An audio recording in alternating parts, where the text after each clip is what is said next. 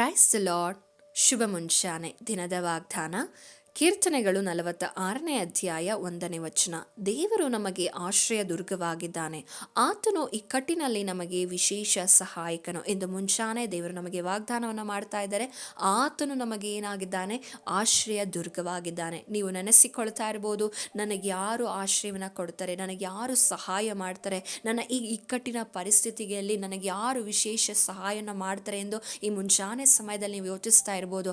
ಆದರೆ ದೇವರು ನಮಗೆ ವಿಶೇಷ ಸಹಾಯಕನಾಗಿ ಆಶ್ರಯ ದುರ್ಗವಾಗಿ ನಮ್ಮನ್ನು ಕಾಪಾಡುವ ದೇವರಾಗಿದ್ದಾನೆ. ನಮ್ಮನ್ನು ಕಾಪಾಡುವ ದೇವರಿಗೆ ನಾವು ಕೃತಜ್ಞತೆಯನ್ನು ಸಲ್ಲಿಸಬೇಕು, ನಾವು ಆರಾಧನೆಯನ್ನು ಸಲ್ಲಿಸಬೇಕು, ಆತನ ನಾಮವನ್ನು ಕೊಂಡಾಡಬೇಕು, ಆತನ ನಾಮವನ್ನು ಕೀರ್ತಿಸುವವರಾಗಿರಬೇಕು. ಇಂದು ನೀವು ಸಭೆಗಳಿಗೆ ಹೋಗುವಾಗ ನಿಮ್ಮನ್ನು ನೀವು ಸಿದ್ಧಪಡಿಸಿಕೊಂಡು ದೇವರನ್ನ ಆತ್ಮಭರಿತರಾಗಿ ಆತ್ಮನಿಂದ ತುಂಬಲ್ಪಟ್ಟವರಾಗಿ ನೀವು ದೇವರನ್ನ ಆರಾಧಿಸಿರಿ.